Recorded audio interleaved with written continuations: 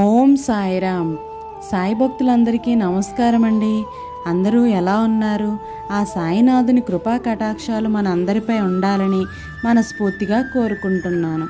అలాగే వీడియోలోకి వెళ్ళే ముందు మన ఛానల్ని కొత్తగా విజిట్ చేసినట్లయితే వెంటనే సబ్స్క్రైబ్ చేయండి, లైక్ చేయండి, అలాగే కామెంట్ కూడా పెట్టండి. ఓం సాయిరామ్. సమర్థ సద్గురు శ్రీ సాయినాథ్ మహారాజ్ కీ జై. మనల్ని బాధ పెట్టే వాళ్ళ నుంచి మనం చిన్న చిన్న ఉపాయాలతోని ఎలా తప్పించుకోవాలి అన్నది ఆ సాయినాథుడు మనకి ఒక కథ రూపంలో మనకి తెలియచేస్తున్నారండి. అసలు మనల్ని బాధ పెట్టే వాళ్ళని ఆ భగవంతుడు కూడా అంతకంత రెట్టింపు బాధని వాళ్ళకి చేరవేస్తారండి.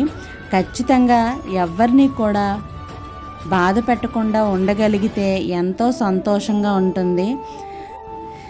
ఎవరిని ఎప్పుడు బాధ పెట్టకుండా ఉండాలి. ఇప్పుడు ఈ క్షణం బాధ పెట్టి ఉదయం తెల్లవారగానే ఆ బాబా పాదాల దగ్గర పడినంత మాత్రాన ఈ తప్పుడు పని చేసి మనం ఒకరిని బాధ పెట్టి తెల్లవారగానే పూజలు చేసేస్తే ఆ బాబా మనల్ని అసలు రక్షిస్తారని అనుకుంటున్నారా? ఎంతకాలమైనా అలా చూస్తారు ఆయనైనా? ఒక పరీక్షకి ఒక కొంత సమయం అనేది మాత్రమే ఉంటుంది. ఆ సమయం అయిపోయిన తర్వాత బాబా కూడా మనల్ని ఖచ్చితంగా తిడతారు. అందుకే ఏదైనా కూడా మనం చేసే ప్రతి పనిలోని కూడా శ్రద్ధ అనేది ఉండాలి. శ్రద్ధతో చక్కగా సహనంగా చేయాలి.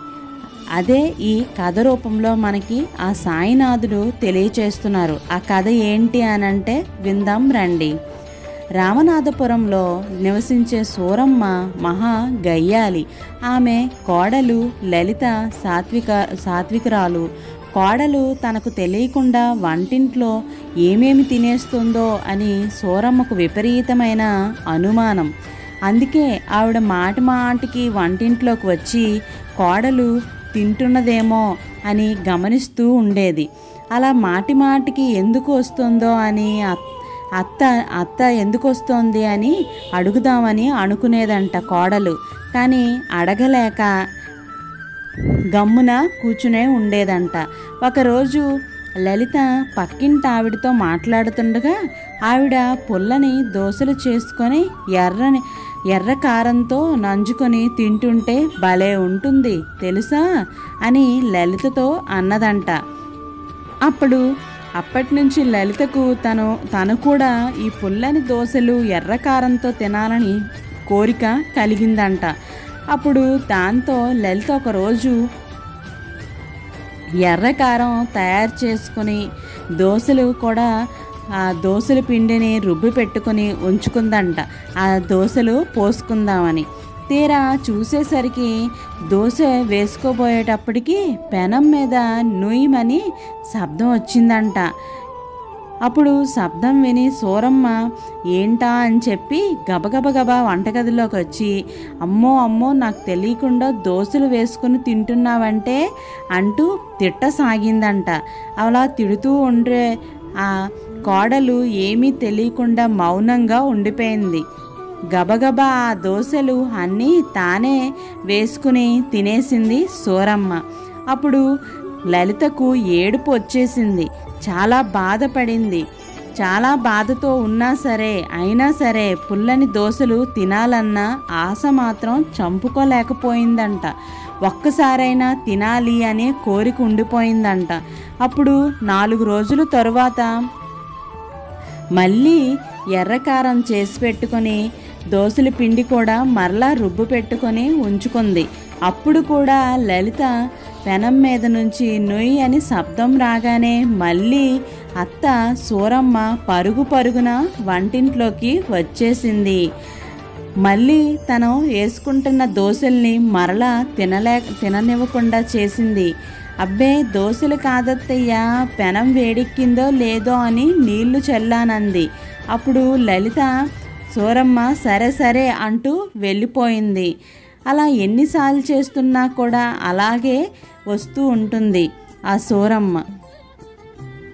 అప్పుడు మూడోసారి కూడా అలాగే చేయటంతో దీనికి పెనం కాలింది లేనిది నీళ్లు చల్లితే తప్ప తెలియడం లేదా అని చెప్పి సూరమ్మకి చాలా కోపం వస్తుందంట.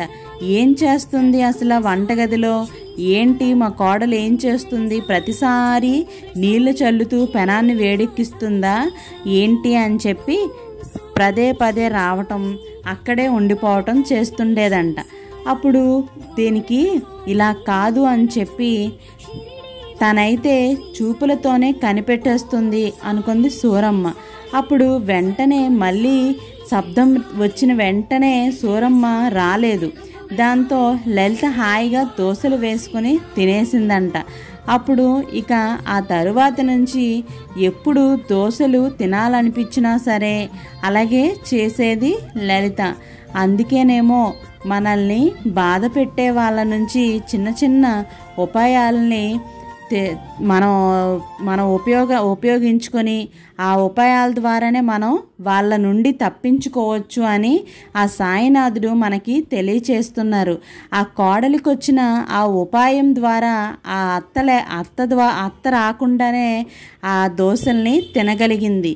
అందుకే మనలో వచ్చే ఏదైనా చిన్న చిన్న ఉపాయాలని అప్పుడప్పుడు మనం ఉపయోగించుకుంటూ ఉంటే ఖచ్చితంగా మనల్ని బాధ పెట్టే వాళ్ళకి నుంచి మనం ఏదో ఒక రోజు ఏదో ఒక సమయంలో అయినా వాళ్ళ నుంచి మనం దూరంగా వెళ్ళగలుగుతాం ఖచ్చితంగా, దేనికైనా సరే. అందుకే కదా జీవితంలో కొన్ని తప్పు నిర్ణయాలు సరైన పాఠాలని నేర్పిస్తాయి అని మనం నేర్చుకుంటాం కదా. అలాగే నువ్వు ఎప్పుడైతే నీళ్లు చిమ్మరిస్తున్న ప్రతిసారి కూడా మీ అత్త వస్తుంది అని అంటే నువ్వు చేయవలసింది ఏంటి, ఒక చిన్న ఉపాయంతో నువ్వు మొత్తాన్ని మార్చుకోగలిగావు. చూసావు, నీ నుండి ఎప్పుడూ కూడా ఏదైనా ఆశించింది అని అంటే అది దొరకకపోతే, అది నువ్వు తినలేకపోతే ఎంత వేగంగా తినాలి అనే ఆశతో ఉంటేనే నువ్వు అనుకున్న సంకల్పం, నువ్వు అనుకున్న ఆ దోశల్ని తినగలుగుతావు. అంతేగాని నేను ఇంకా తినలేనేమో, మా అత్త ఇలా చేస్తుంది అని నువ్వు అలా అనుకున్నంతసేపు కూడా నువ్వు ఎప్పటికీ తినలేకపోతావు. అందుకే ఎప్పుడూ కూడా నేను ఏదైనా చేయగలను అనే నమ్మకం అనేది ఉండాలి. నేను చేస్తాను అని కూడా నువ్వు అనుకుంటూ ఉంటే ఖచ్చితంగా నువ్వు చేయగలుగుతావు.